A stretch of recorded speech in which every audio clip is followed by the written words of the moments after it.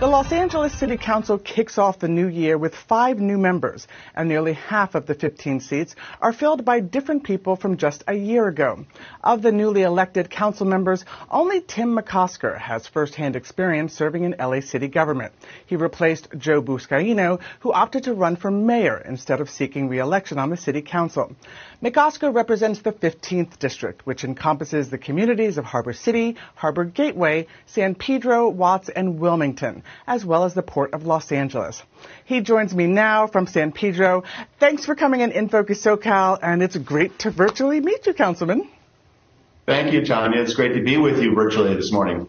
So, Councilman, you were born and raised in San Pedro, a neighborhood that you now represent in your district, and your father worked for LA Fire for almost 3 decades, and your 2 older brothers followed in his steps. Why has public service been important to you and your family? Well, thank you very much for asking that. Public service has really been everything to my family. My father's father before him worked in the government as well. In fact, he's the reason why we located to the harbor area. He worked on Terminal Island within the prison system.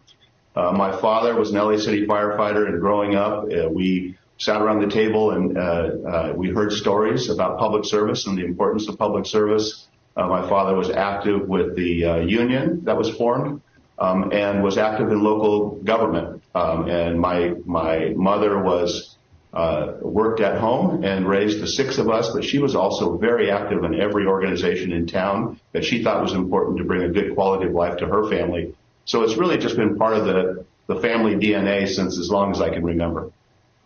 You are familiar with LA government, having worked for former Mayor James Hahn as his chief of staff and chief deputy city attorney. What are the biggest lessons you learned from those experiences?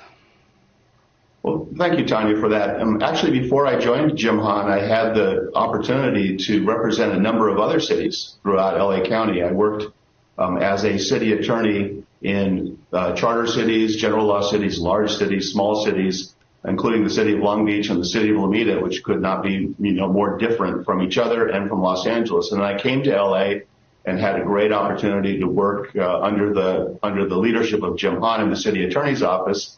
And then when he became mayor, he brought me over to be chief of staff in the mayor's office. And so I feel like I've had this great opportunity, this great benefit of working in small cities, in cities that contract for services, that have their own services, in the largest city in the region, by far, Los Angeles, and in at least 2 different roles, where we were the attorney for the jurisdiction and then also we were the executive for the jurisdiction. So what it gave me was this 360-degree view of what Los Angeles believes it is, what it can do, what its strengths are, and what its weaknesses are. And so I feel like I come into office now having a great deal of experience in how Los Angeles intends to operate, how it actually operates, and how we can do better.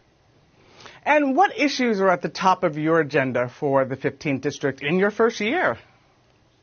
Well, the issue that's at the very top of my agenda would not surprise you. It's dealing with the crisis of homelessness of our neighbors who are without housing, but also the challenge of just getting housing and staying in housing and making housing affordable. So the entire range of homelessness to the affordability of housing is very important. But I also spent a lot of time talking to my friends and neighbors on the campaign about the importance of building a resilient economy as we continue to come out of COVID. I spent a lot of time talking about the importance of, equitable and complete public safety in every neighborhood in the district.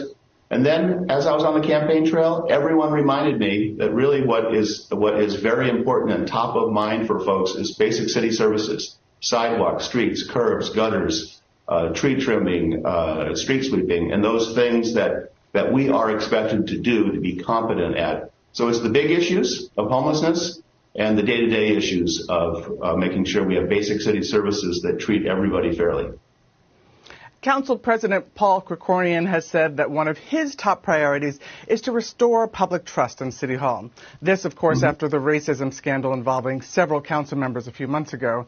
As a newcomer to the City Council, how do you hope to gain the trust of your constituents?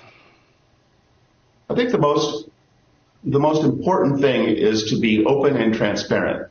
to make sure that I have kept track of the commitments that we made on the campaign trail and that we stay true to those commitments. But as we do that we are open and honest with folks about what we are planning to do, what we can do, what we can't do, making sure that I stay in contact with the neighborhoods, just as I did during the campaign. And so I'm looking forward to having town hall meetings, to being open and transparent on the issues that we're advancing, and then keeping the pulse of the neighborhood so that they see not only what we're doing, but how we are doing it, so that we can rebuild the trust that in local government, in its politicians, in its elected leaders.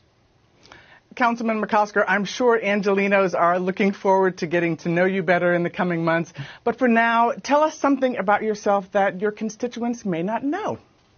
Something that constituents may not know.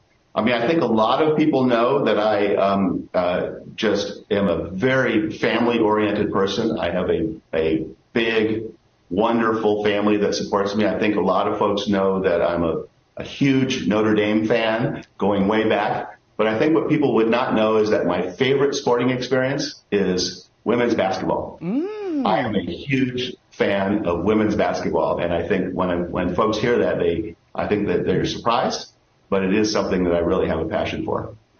Well, if you followed women's basketball way back in the day, maybe you would have watched me at the University of Pennsylvania playing. It was a long time ago, so probably not. But I appreciate the fact that you are a supporter of women's basketball. That's very cool. Yes. Thanks so much for spending some time with me, and I'm sure we'll have you back on again soon. It's been my pleasure. I look forward to many visits with you as we get to work and get to solving the big problems and the little problems of our district and our city. Thank you.